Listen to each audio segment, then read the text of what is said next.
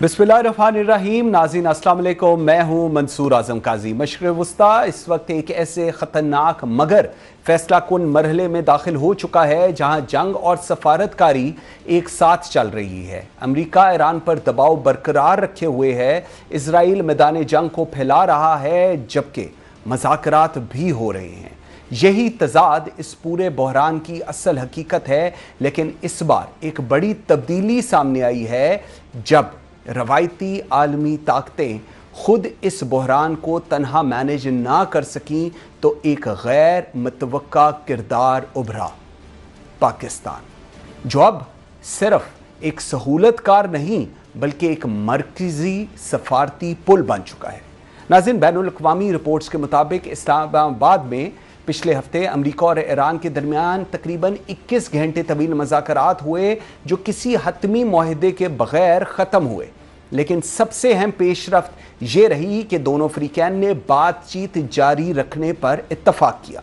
यानी डेडलॉक टूट चुका है और मामलात अब एक मुमकिना फ्रेमवर्क डील की तरफ बढ़ रहे हैं।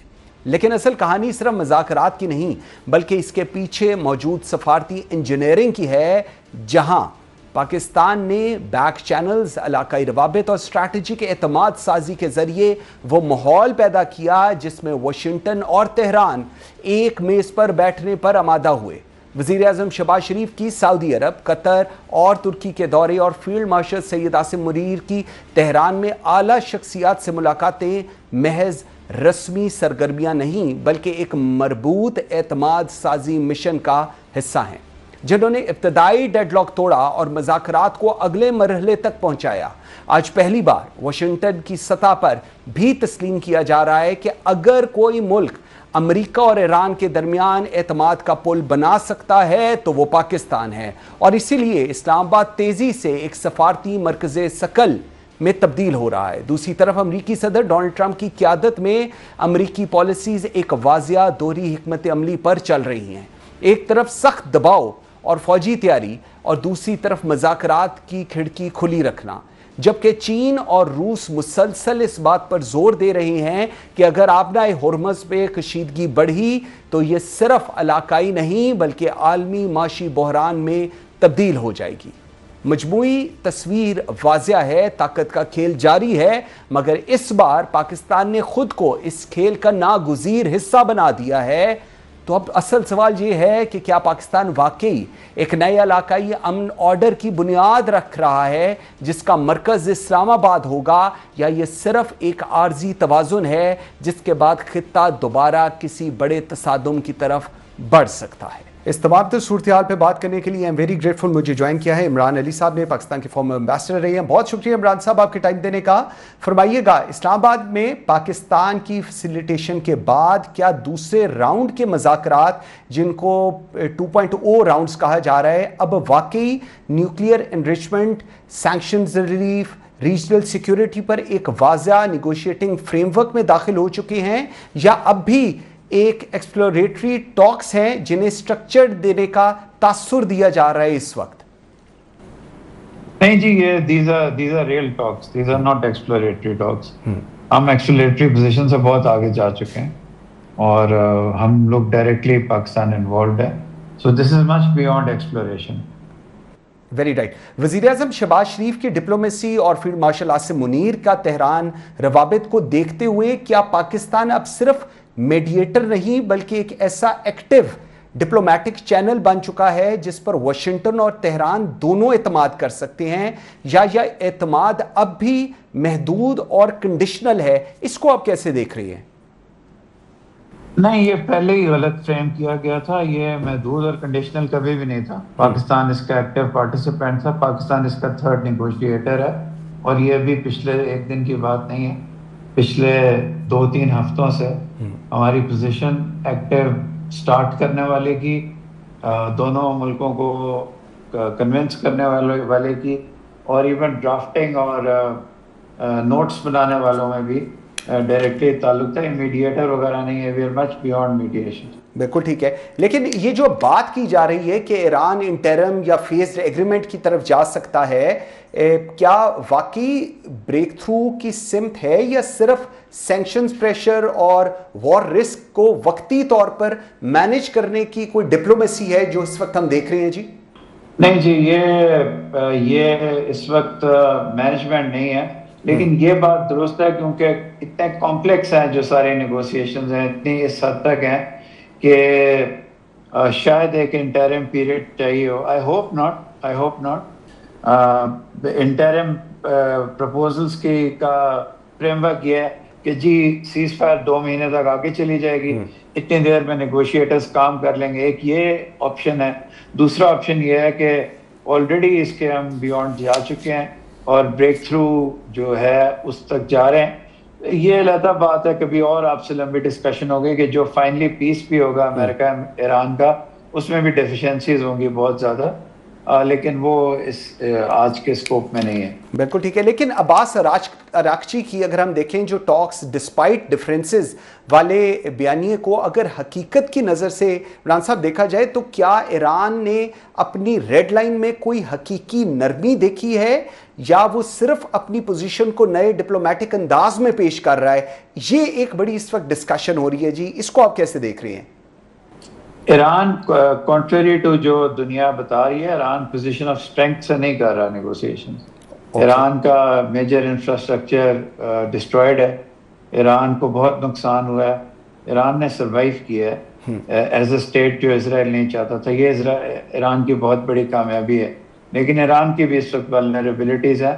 تو اگر انہوں نے اپنی کچھ ریڈ لائنز نیچے کر لی ہیں تو انسان مصلحت کے وقت یہ کر سکتا ہے، اور اسٹیٹس بھی یہ کر سکتی ہیں. ہماری اسلامک ہسٹری میں حضور پاک صلی اللہ علیہ وسلم نے بھی یہ کیا ہے.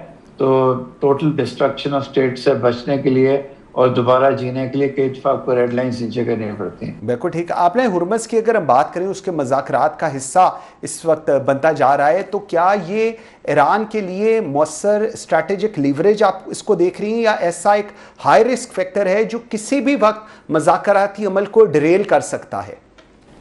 نہیں، بہت بڑا اسٹریٹجک ایڈوانٹیج ہے ایران کے پاس. یہ ایران کے پاس اسٹریٹجک ایڈوانٹیج ہے. اگر وہ گراؤنڈ انویژن کر کے امریکی لینا چاہتے تو وہ لے سکتے تھے، وہ نہیں لے سکتے. تو اس لیے انہوں نے، لیکن امریکہ کے پاس ایک بہت بڑا اسٹریٹجک ایڈوانٹیج اب ہے بلاکیڈ ایران کی کرنا. نیول بلاکیڈ ایک بہت زیادہ افیکٹو ٹول ہوتا ہے اور امریکہ اس کو افیکٹولی کر رہا ہے. تو وہ جو نیول بلاکیڈ ہے اس کی وجہ سے ایران پہ پریشر ہوگا، لیکن ان دا فائنل انالیسس ابنائے ہرمز ایران کا اسٹریٹجک ٹول ہے. Very right. لیکن اگر امریکہ جو کہا جا رہا ہے کہ جی سخت مانیٹرنگ اور لانگ ٹرم لمٹس کی بات کر رہا ہے اور ایران فیزڈ فلیکسیبلٹی کی کر رہا ہے، تو کیا پس منظر کوئی ورکیبل کمپرومائز بن رہا ہے یا دونوں سائڈز پر اب بھی فنڈامنٹلی انکمپیٹیبل پوزیشنز پر دونوں کھڑے ہیں جی؟ دیکھیں، بہت انکمپیٹیبل پوزیشنز ہیں دونوں کی، بہت ڈیفیکلٹی ہے ان کو قریب لانا. لیکن چونکہ دونوں کی مختلف ریزنز کی وجہ سے ڈیزائر فار پیس ہے، اس لیے دونوں کمپرومائز کر رہے ہیں. Immediate lifting of sanctions Iran چاہتا ہے، امیجیٹ انفریزنگ آف ان کے جو ایسٹس ہیں وہ چاہتا ہے. امریکہ جب اسلام آباد آیا تھا تو وہ فیز کی بات کر رہا تھا، تو وہ phased withdrawal of sanctions Iran نہیں مانتا. ٹھیک. تو اس لیے امریکہ کو یہاں سے نیچے آنا پڑے گا. ایران کو اپنا نیوکلیئر انریچمنٹ پہ وہ زیرو کی بات تو ایران نہیں ماننے لگا کہ ہم کبھی بھی نہ کریں، 5 سال نہ کریں. تو کوئی ایسی چیز ہے اس وقت جو ہمیں نہیں پتا، کوئی ایسی کمپرومائز آفر ہوئی ہے جس میں بڑی تھیوریز ہیں کہ پاکستان کا رول ہے، باقی چیزوں کا رول ہے، وہ ہو سکتا ہے. لیکن سنا ہے کہ بہت قریب آ گئے ہیں ایگریمنٹ کے ہم لوگ. لیکن ایک طرف ایران کا جو میڈیا ہے، ایک طرف جو ویسٹ کا میڈیا ہے، وہ متضاد بیانیوں کے درمیان ہے. اصل گراؤنڈ ریالٹی اگر میں پوچھوں تو وہ ہے کیا واقعی کوئی بریک تھرو کہ ہم بہت قریب ہیں، یا دونوں طرف ابھی تک نیریٹو مینجمنٹ کے ذریعے ہی ایکسپیکٹیشن کو کنٹرول کیا جا رہا ہے جی؟ بہت خوبصورت سوال ہے آپ کا. میرا خیال ہے اب ہم final realistically down to earth we are ready for an agreement. بدنصیبی اس ایگریمنٹ کی یہ ہوگی، میں آپ کو بتا دوں کہ وہ لبنان تک تو جائے گی لیکن وہ غزہ اور پیلسٹینینز تک نہیں جا رہی، کیونکہ وہ چیز بیک گراؤنڈ میں چلے گی، جو بہت بدقسمتی ہے ہم سب کی. اور اس میں اسرائیل کو ریسٹرین کرنا، اسرائیل بھی نادر موقع مس کر رہا ہے.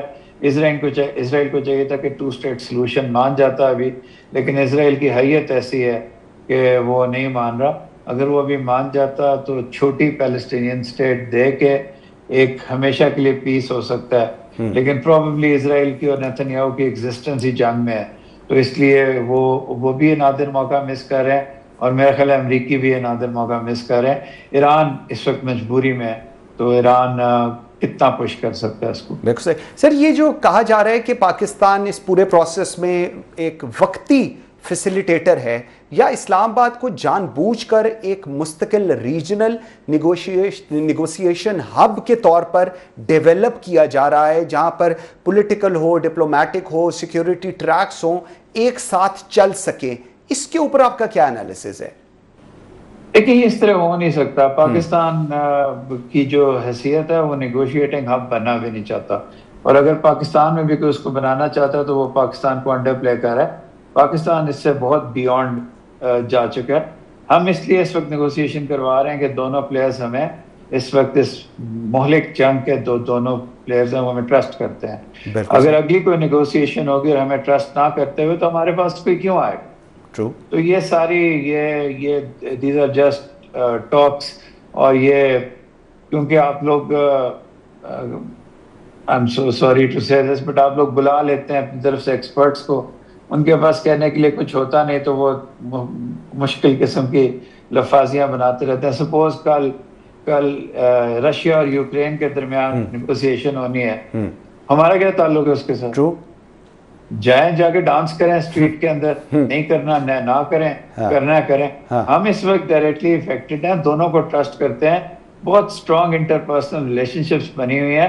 وہ بھی اگر نہ ہوتی تو پاکستان نہ کر سکتا. It is because of those personal relationships جو ہماری ہیں بنی ہیں. اور یہ بھی ایک اسٹڈی ہونی چاہیے ڈپلومیسی میں کہ پرسنل ریلیشن شپس کتنا میٹر کرتے ہیں. بالکل. اچھا، لیکن فیلڈ مارشل کا جو اس وقت تہران کے دورہ ہے، اس کے بعد کیا پاکستان اور ایران کے تعلقات ایک براڈر ریجنل سیکیورٹی انڈرسٹینڈنگ کی طرف آپ کو لگتا ہے جا رہے ہیں، یا یہ صرف ایک مذاکراتی فیز تک محدود رہیں گے؟ اس کو آپ پھر کیسے دیکھ رہے ہیں؟ ایران، پاکستان اور امریکہ ان تینوں کے بہت بہبود میں ہوگا اگر یہ لیپ ان دا ڈارک لیں اور ایران اور پاکستان کے درمیان میوچل ڈیفنس پیکٹ کروائیں. ایران کے بھی سارے مسئلے ختم ہو جائیں گے اور پاکستان کے کیا مسئلے ختم ہونے ہیں، لیکن پاکستان کو بھی ایک اور پارٹنر مل جائے گا. مشکل ہے کہ وہ جو کوارڈریلیٹرل ایک الائنس بننے جا رہی ہے کہ وہ لوگ ایران کو اس میں حصہ کریں. بیسٹ تو یہ ہوتا کہ اس کو پینٹاگونل الائنس کر کے ایران کو آپ لے لیتے، سارے آپ کے مڈل ایسٹ کے مسئلے ہمیشہ کے لیے ختم ہو جاتے. بالکل. تو اگر وہ نہیں ہو سکتا، Pakistan should go for a bilateral defence pact. امریکہ نہ بھی مانے تو تھوڑا سا امریکہ کو بھی ہمیں نچ کرنا چاہیے کہ یہ آپ کے حق میں بھی بہتر ہے. ایران کی انسیکیورٹی کسی کے لیے بھی اچھی نہیں ہے، تو پاکستان کو ایران کے ساتھ اب میوچل ڈیفنس ایگریمنٹ میں جانا چاہیے. ایران کو بھی عقل چاہیے کہ بجائے وہ اپنی ملٹی الائنڈ پالیسی کرنے کے لیے کہ انڈیا نہ ناراض ہو جائے، یہ یو اے نہ ناراض ہو جائے، بھائی کوئی آپ کے ساتھ کھڑا نہیں ہوا. جب آپ کے ملک میں بمبارڈمنٹ ہو رہی تھی، آپ کے ملک پر 30,000 ریڈز ہوئے ہیں، آپ کے سائنس اور ٹیکنالوجی کو اڑا دیا گیا ہے، اس وقت نیتن یاہو فرینچ کیسنگ کر رہا تھا مودی کے ساتھ in Tel Aviv just prior to this. تو سوچیں، پاکستان نے اپنی پوری نیشنل آنر، ڈگنیٹی، سارا کچھ سٹیک پہ رکھا ہے. فیل ہو جائے تو جو ایکٹرز ہیں، جو 3 ایکٹرز ہیں، پرسنز ہیں آپ کی ٹرائیکا فورن پالیسی کو رن کرنے کا، آپ کو اچھی طرح پتا کون ہے وہ، اس کے نیچے باقی ساری انسٹیٹیوشنز فیلئر کا دھبا لگتا ہے.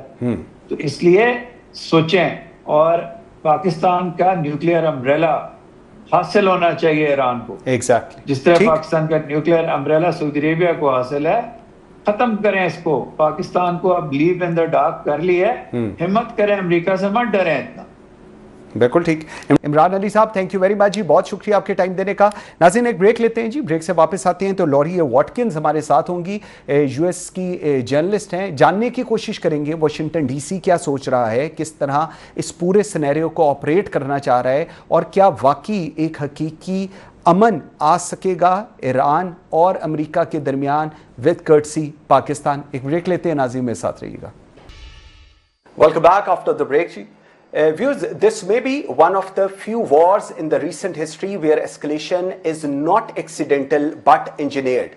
What we are witnessing is a coordinated multi-front confrontation involving the United States, Israel and Iran, stretching from Gaza and Lebanon to the Red Sea and the Strait of Hormuz. Militarily, force, economic pressure and proxy warfare are being applied simultaneously, not to end the conflict but to shape its outcome. And yet, aimed this escalation, one channel remains open: Pakistan, acknowledged even by the White House as a critical link between Washington and Tehran. So the real question is no longer who is fighting, but who is controlling this war and whether anyone still can. I'm very grateful. I am joined by Lori A. Watkins. She's a journalist from United States of America. Thank you very much, Lori, for taking the time out. If the scale of action goes far beyond nuclear facilities into regional pressure, is this war about stopping Iran's nuclear program or about reshaping the Middle East order? Which one is the real objective as of now? Thank you for having me, and greetings to your viewers.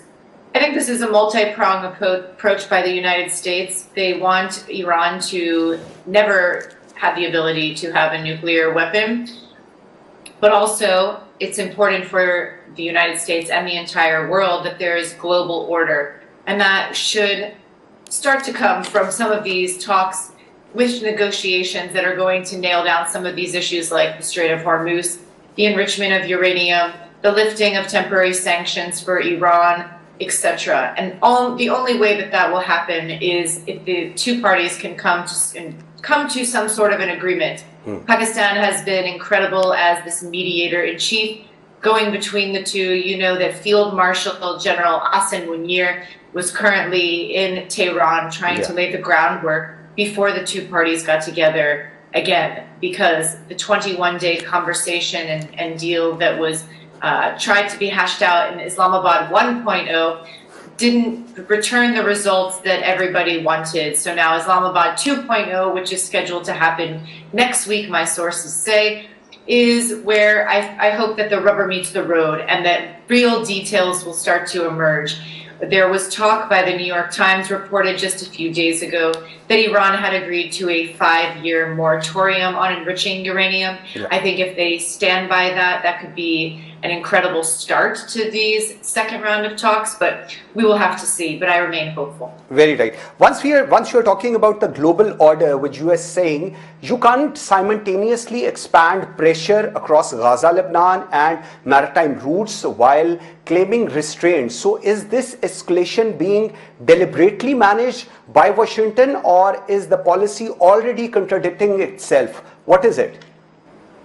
Well, I encourage your viewers. I recently penned an op-ed about global order in Real Defense News, so I hope people take a look at that. But as far as global order is concerned, there is no way that you can decouple or not include the two, which is Iran and the United States and Israel and Lebanon. Just yesterday, it was announced that Lebanon and Israel had agreed to a 10-day ceasefire, a temporary ceasefire. I think that is a very good start, but it needs to be longer than that, in my opinion. Israel needs to stop its aggressive war into southern Lebanon because it is affecting the talks and the posture and reaction from Iran, as one would think that it has.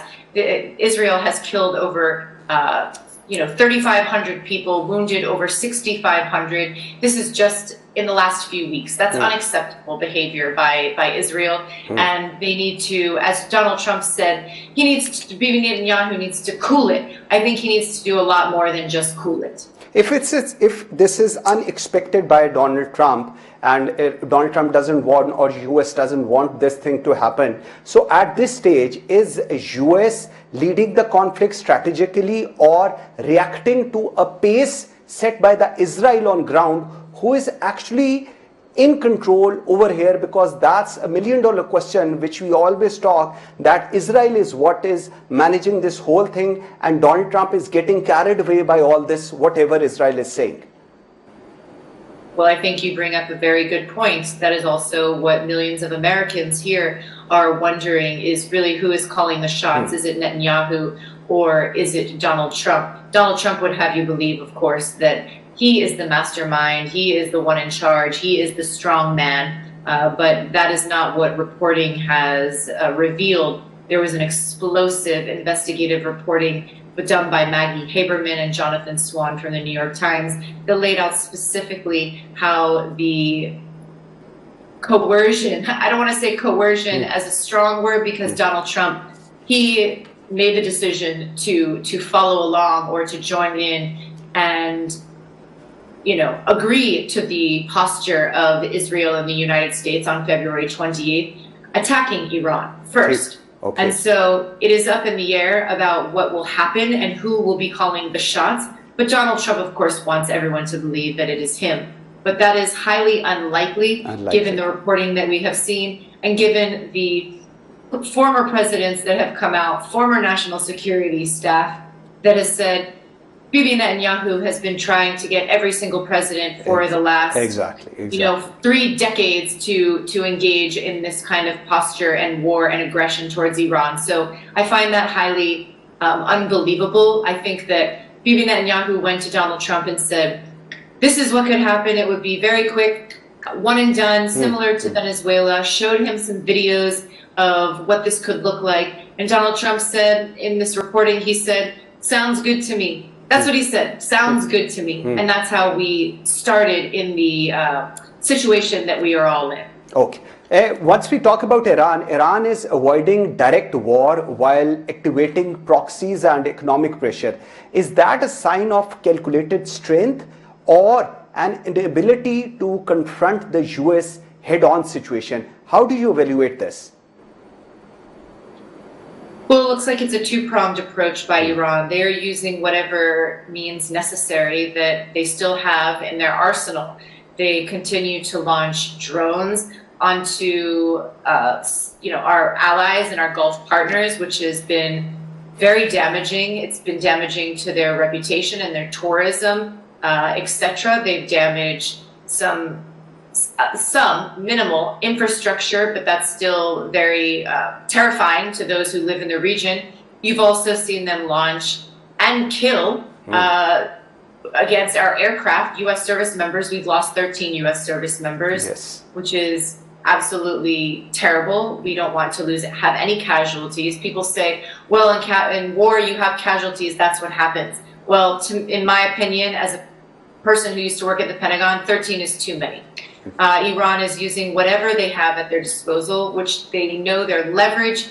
Their number one source of leverage right now is that Strait of Hormuz. More so than any uranium enrichment or nuclear weapon. But what if Hezbollah enters a full-scale war with Israel? Does that automatically trigger a regional war involving the US in this? What's your view on that then?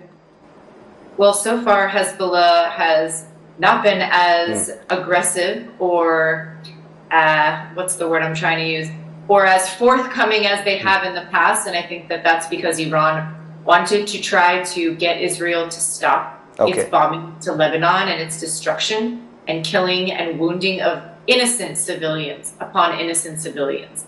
The infrastructure, the buildings, the homes, the schools, the cultural sites that have been blown to bits, as well as in Iran, as well as innocent civilians. Those 168 schoolgirls have died in Iran from the miscalculation and bad intelligence that the United States said that it had about that school. So there are casualties all around. As far as Hezbollah, they have not gone after any of the cargo ships that are currently moving through the strait, but we're only seeing 5 ships going through a day when on average before there was between 135 to 200 a day. This is absolutely choking our global economy, and we need to find a resolution soon because people around the world are suffering. They can't get food, they can't get the supplies that they need, along with, of course, the oil, which is choking off the economies globally. And this is just a terrible situation that will only continue to get worse the longer that this strait is closed. And exactly. But is Gaza still the center driver of this war, or it has effectively become a political and strategic cover for a broader confrontation with Iran? What do you see on this side? Well, that's the first I've heard that Gaza was the reason for the catalyst of this war. So I can't speak to that, but I don't think so. Okay, what about what with the Houthis attacking the shipping and the US responding militarily? Isn't this already entering a global economic situation, a warlike situation, just without a formal declaration? What's your views on that then? Are you referring to the Houthis last year that were taking control of those ships? Yes. Yes, last year you had numerous instances where the Houthis were taking control and boarding and, basically like pirates, taking control of a number of cargo ships, and the United States got involved in that. It was called Operation Rough Rider, where these ships were taking control, or the Houthis were killed through drone attacks, etc., by the United States military. Okay. The Department of Defense has threatened that they will continue to engage in that posture if they, reemerge and reengage in the aggression that they did last year. But I think the Iranians have told them, you need to stand down as far as that's concerned, because if that starts, Donald Trump will say, gloves are off, all deals are off, it's over. Exactly. Laurie Watkins, thank you very much for taking the time out. नाज़रीन एक break लेते हैं जी. Break से जिस वक्त वापस आएंगे तो मेरे साथ टर्की TRT के जर्नलिस्ट होंगे फुरकान हमीद साहब, और सऊदी अरब से हमारे साथ होंगे खालिद अल माइनी.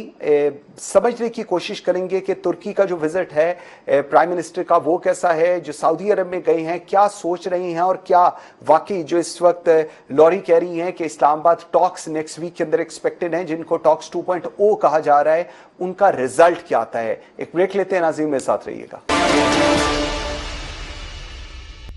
Welcome back after the break. जी नाज़रीन, जिस तरह हम कह रहे थे कि प्राइम मिनिस्टर और फील्ड मार्शल दोनों के इस वक्त जो बैरून मुल्क दौरे हैं वो इस वक्त चल रही हैं. प्राइम मिनिस्टर शहबाज शरीफ साहब सऊदी अरब गए, उसके बाद टर्की गए. क्या सूरत हाल है, क्या सऊदी अरब सोच रहा है, क्या तुर्की सोच रहा है, इसको ज़रा जानने की कोशिश करेंगे प्रोग्राम के इस हिस्से में. आई एम वेरी ग्रेटफुल, मुझे ज्वाइन किया है all the way from Saudi Arabia media analyst Khalid अल मैना ने, और मुझे TRT के सीनियर जर्नलिस्ट हैं टर्की से ज्वाइन कर रहे हैं फुरकान हमीद साहब. बहुत शुक्रिया आप दोनों के टाइम देने का.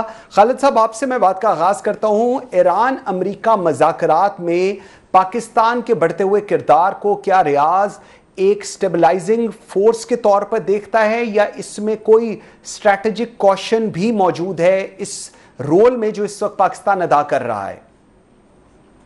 ये पाकिस्तान का जो दौर है या रोल इज क्वाइट इम्पोर्टेंट, काफ़ी इम्पोर्टेंट है, क्योंकि जो हो रहा है अमेरिका ईरानियन रेप्रोचमा या अमेरिकन ईरानियन मीटिंग 47 इयर्स इनकी गड़बड़, suspicion, Wars, counter Wars, Iran के ज़िद्दी एटीट्यूड, अमेरिकन के हाई हैंडेडनेस एटीट्यूड, तो उनको करीब लाने के लिए जो पाकिस्तान का दौर है, it is something to be commended. And मेरे ख्याल में रिजल्ट्स तो अब तक नहीं आए हैं, लेकिन हम कोशिश करते हैं, और यहाँ से सब लोग पाकिस्तान के टुवर्ड्स देख रहे हैं कि ये इंशाअल्लाह कुछ न कुछ तो होगा. दैट्स वाई शहबाज शरीफ यहाँ आए और वो फील्ड मार्शल आसिम मुनीर वहाँ चले गए. So we hope something will happen. बिल्कुल ठीक। खालिद साहब, न्यूक्लियर प्रोग्राम, पाबंदियों का खात्मा और रीजनल सिक्योरिटी, क्या ये वही कोर इश्यूज हैं जो माजी में मुज़ाकरात को कोलैप्स कर चुके हैं? क्या इस बार किसी हकीकी सॉफ्टनिंग के शवाहिद मौजूद हैं? और तुर्किया किस तरह देख रहा है इस पूरी सूरत हाल को, जहां पर हमें बहुत जगहों पर रेड लाइंस भी नजर आ रही हैं, लेकिन ओवरऑल क्या देख रहे हैं? कुछ चीजें ब्रेक थ्रू होने जा रही हैं? कोई अमन की सूरत हाल परमानेंट बेसिस के ऊपर आती देखते हैं आप? ईरान ने तो पहले फुरकान साहब जी, मैं आपको ये बता दूं कि तुर्की और पाकिस्तान के हिसाब से पहले तो ये बता दूं, दोनों एक ही हमेशा थ्रू आउट जो लाइव देखा जाए पाकिस्तान तुर्की के ताल्लुकात बहुत ही करीबी ताल्लुकात है। दुनिया में इन ताल्लुकात की कोई मिसाल नहीं मिलती। पाकिस्तान को जब भी कोई प्रॉब्लम हो तुर्की के साथ जो है वो उसके साथ सलाह मशवरा करता है, तुर्की को जब कोई प्रॉब्लम हो तो पाकिस्तान के साथ सलाह मशवरा करता है। दोनों हमेशा बैनुल अक़वामी प्लेटफॉर्म पर एक जैसा ही नुक्ता नजर रखते हैं। और जहाँ तक ईरान का ताल्लुक, आपको पता होगा किसी दौर में RCD हुआ करती है, अगर ECO है, लेकिन RCD जो थी पाकिस्तान, तुर्की और ईरान के दरमियान एक पुल का किरदार हमेशा अदा करती चली आई थी। इस वक्त तुर्की और पाकिस्तान के दरमियान ताल्लुकात जो है वो बहुत ही करीबी ताल्लुकात है। दोनों ममालिक में इनकी कहीं भी मिसाल नहीं मिलती। बेशक सऊदी अरब के साथ या बाकी ममालिक के साथ ताल्लुकात बहुत बेहतर हैं, लेकिन जो दुनिया में मिसाल दी जाती है ताल्लुकात की, हमेशा जो है पाकिस्तान और तुर्की के ताल्लुकात की, वो दुनिया में आपको कहीं भी नजर नहीं आती। क्योंकि इस वक्त सदर रजब तैयब एर्दोआन और पाकिस्तान के वज़ीर आज़म शहबाज शरीफ दोनों एक ही पेज पर, हमेशा दोनों के दरमियान जो करीबी रिश्ता है, शायद पाकिस्तान में किसी वक्त किसी दौर में भी ऐसा करीबी रिश्ता दो आलमी रहनुमाओं के दरमियान हुआ हो। यही वजह कि तुर्की इस वक्त पाकिस्तान की पीछे पुष्पनाई करता चला आ रहा है। आपने देखा होगा हाकान फिदान और तुर्की के सदर रजब तैयब एर्दोआन वो कह चुके पाकिस्तान ने जो सफारतकारी शुरू की है वो पाकिस्तान की शायाना शान सफारतकारी है। वेरी राइट, बिल्कुल ठीक। लेकिन खालिद साहब, जो इस वक्त फुरकान साहब बात कर रहे हैं, अगर इसमें एक डिफरेंट पर्सपेक्टिव पे देखूं कि जो सऊदी असेसमेंट है के मुताबिक क्या मौजूदा मुज़ाकरात वाकई एक सस्टेनेबल पीस की तरफ जा रहे हैं या ये सिर्फ एक क्राइसिस मैनेजमेंट डिप्लोमेसी है? सऊदी अरब कैसे देख रहा है इस टॉक्स को जो इस वक्त हो रही हैं? और ऑब्वियसली जब हमने देखा मोहम्मद बिन सलमान के साथ शहबाज शरीफ साहब की मुलाकात भी हुई है, इसको फिर किस तरह देख रहा है Saudi Arab? Saudi Arab of course number 1 crisis management, क्योंकि जैसे मैंने आपको कहा कि 47 इयर्स के जो suspicion, Wars, counter Wars, propaganda, वो 1-2 मीटिंग्स में ख़त्म नहीं हो सकते हैं। America has to show good faith, समझे, और Iran has to show good faith और ज़िद्दी जो है वो उनके एटीट्यूड कम करे। ईरान के फियर्स हैं, खौफ है, अमेरिका का भी खौफ है। ईरान हैज़ कैटेगोरिकली स्टेटेड वो न्यूक्लियर बॉम्ब नहीं बना रहे, अमेरिका कहती वो बना रहे हैं। तो आई थिंक मीटिंग पॉइंट हो दोनों के बीच में, they will try to talk to each other. अब सऊदी अरब जैसे आपने कहा, क्या देखते हैं इसको, we are as you know strong और helpless if you may be if these people don't agree. हम चाहते हैं कि दोनों एग्री करें, क्योंकि जो regional piece will only happen जब तक ये दो अपने तरह अपने बीच में कुछ ना कुछ समझौता करे। एक और है वो नेतन्याहू। शैतान लोग ये will never try to have piece in the middle east, और ये हर चीज करेंगे, फॉल्स फ्लैग ऑपरेशन ये करेंगे वो करेंगे कि देयर बी नो पीस। बिल्कुल ठीक है। नेतन्याहू से फुरकान साहब अभी बात हो रही है, तो तुर्की के सदर तैयब एर्दोगान की हालिया जो सख्त बयानात सामने आए हैं, क्या तुर्की एक हकीकी रीजनल प्रेशर एक्टर बनने जा रहा है या इसकी पोजीशन ज़्यादातर सियासी सिग्नलिंग तक महदूद रहेगी जिसका अमली सफारतकारी पर असर महदूद है? ये विद रेफरेंस टू अभी जो रीसेंट स्टेटमेंट्स आई थी पोस्ट नेतन्याहू की जो थ्रेट्स थी उनको लेकर। हाँ जी, आपने देखा होगा तुर्की इस वक्त दफाई लिहाज से दुनिया के गिने चुने ममालिक में शामिल होता है। खास तौर पर आपने दफाई सनत में देखा होगा कि इस वक्त तुर्की जो है दुनिया पर छाया हुआ। ड्रोन्स की टेक्नोलॉजी जब देखी जाए, ड्रोन्स की टेक्नोलॉजी में तुर्की इस वक्त दुनिया के दूसरे तीसरे नंबर पर है। और यही वजह है कि नेतन्याहू और इसराइल को ترکی سے خطرہ لاحق ہے کہ ترکی ایران کے بعد اگر کوئی اس کو نقصان پہنچا سکتا ہے تو وہ ترکی ہے، کیونکہ رجب طیب ایردوان بھی ہمیشہ آپ کو دیکھا ہوگا کہ غزہ کے فلسطینی ہو یا دریائے اردن کے مغربی کنارے کے فلسطینی ہو، ہمیشہ جو ہے ترکی ہے ان کی حمایت کرتا چلا آ رہا ہے، کھل کر جو ہے حمایت کی. اور نمبر ان کی جو امداد ہے وہ آپ نے دیکھی ہوگی کہ ترکی نمبر 1 امداد دینے والے ممالک میں زیر فہرست ہے. یہی وجہ ہے کہ نتانیاہو اور اسرائیل کو جو ہے وہ ایردوان سے شدید خطرہ لاحق ہے، اس لیے وہ ایردوان کو روز بروز جو ہے روز ہی تقریباً آپ نے اخبارات میں دیکھا ہوگا، میڈیا میں دیکھا ہوگا، ایردوان کے خلاف جو ہے بیانات چلے آ رہے ہیں. ٹھیک، ہاں بالکل صحیح. لیکن خالد صاحب اگر میں ایک انٹرم ایک ڈیل کوئی سامنے آتی ہے تو کیا اس کے اندر سعودی عرب اسے ریجنل سٹیبلٹی سمجھے گا یا ایران کی اسٹریٹجک ریپوزیشننگ کے طور پر دیکھے گا؟ کیونکہ یہ دو چیزیں آ رہی ہیں کہ جی ایک تو انٹرم تھوڑا ریلیف مل جائے تو اس کے درمیان میں بات چیت طے ہو جائے، ایک یہ بھی ڈسکشن چل رہی ہے before a permanent peace sign off ہو. اس کو سعودی عرب کیسے دیکھتا ہے؟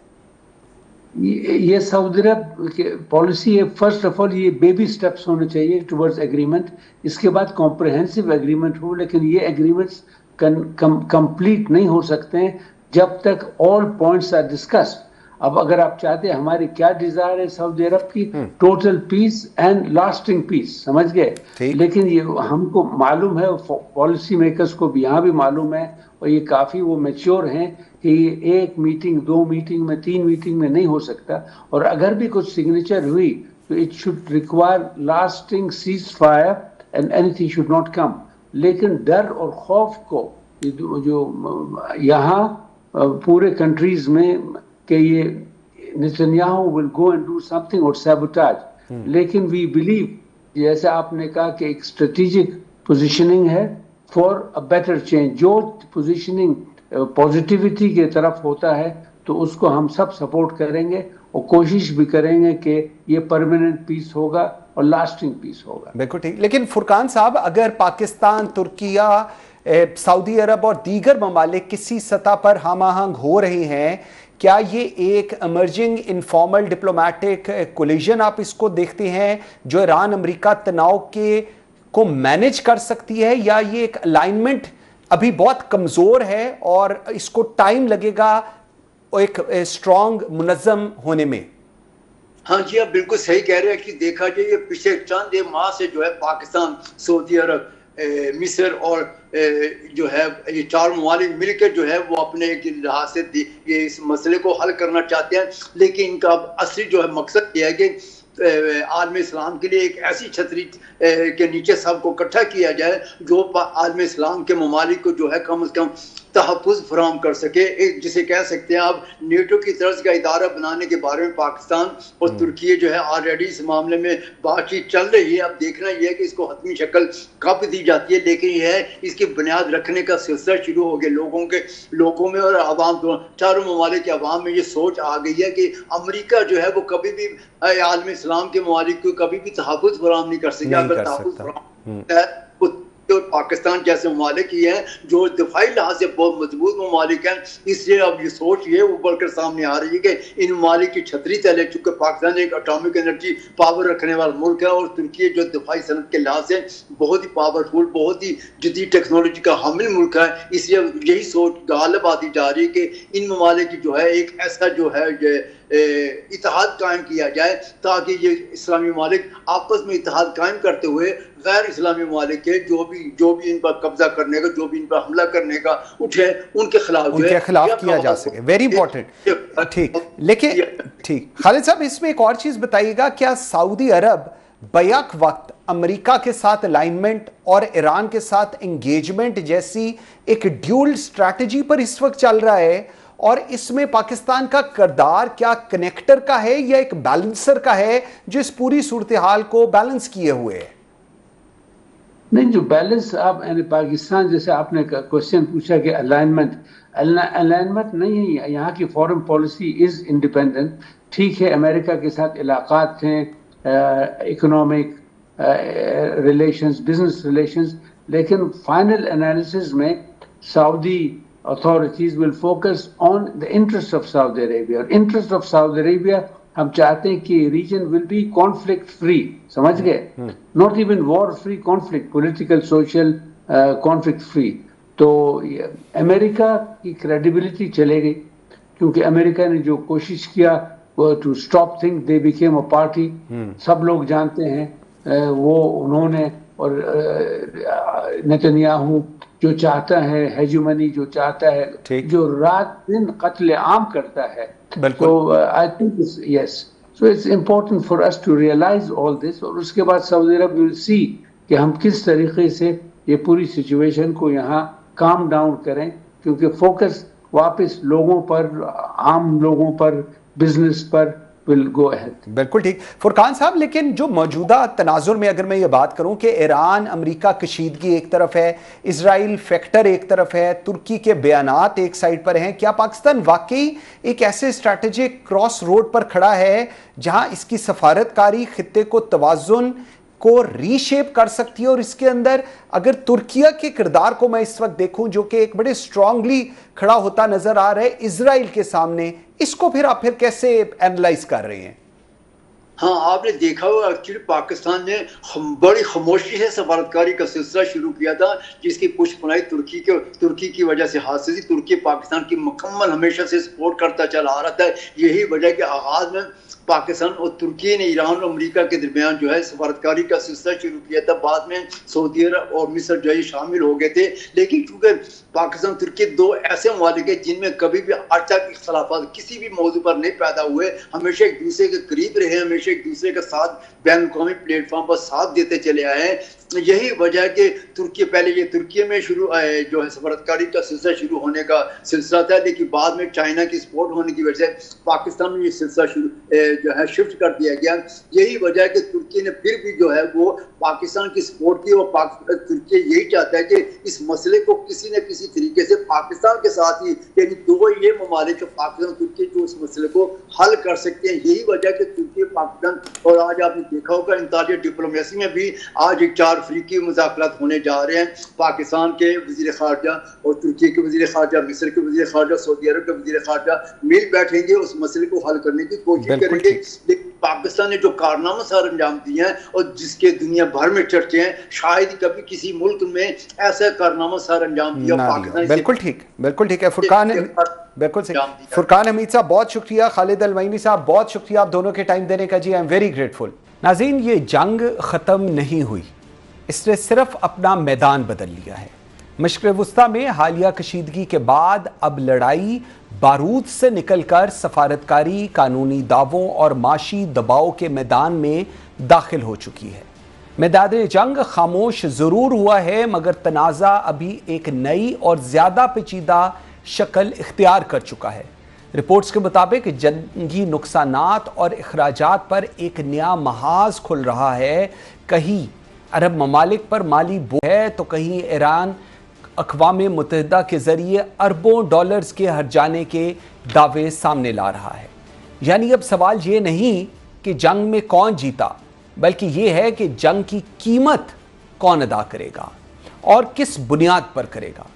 इसके साथ आबनाए हुर्मस जैसे आलमी तवानाई रास्ते एक बार फिर आलमी सियासत के मरकज़ में आ गए हैं, जहां हर बड़ी ताकत सिर्फ मौजूदगी नहीं बल्कि असर रसूख बरकरार रखने की जंग लड़ रही है। और हकीकत यह है कि इस तनाज़े में कोई भी फरीक मुकम्मल तौर पर महफूज नहीं, ना माशी तौर पर, ना सियासी तौर पर और ना ही सफारती सतह पर। इसीलिए जंगबंदी महदूद है मगर अमन की ज़मानत नहीं। ऐसे में पाकिस्तान एक बार फिर एक अहम किरदार के तौर पर सामने आया है, ना किसी एक फरीक के साथ खड़ा होकर बल्कि कशीदगी कम करने, मज़ाकरात को आगे बढ़ाने और तवाज़ुन बरकरार रखने की कोशिश में। पाकिस्तान का मौक़िफ़ वाज़िह है, इस खित्ते में पायदार अमन ताकत से नहीं बल्कि मकालमे और सफारतकारी से ही मुमकिन है। लेकिन असल सवाल ये है कि क्या ये सब एक नए अमन की बुनियाद बन रहा है या सिर्फ अगले तसादुम से पहले का वक्फा है? और क्या वाकई कोई इस बात की ज़मानत दे सकता है कि ये खित्ता दोबारा आग में नहीं झोंका जाएगा? इसके साथ ही मुझे मंसूर आज़म काजी को दीजिए इजाज़त। अल्लाह हाफ़िज़।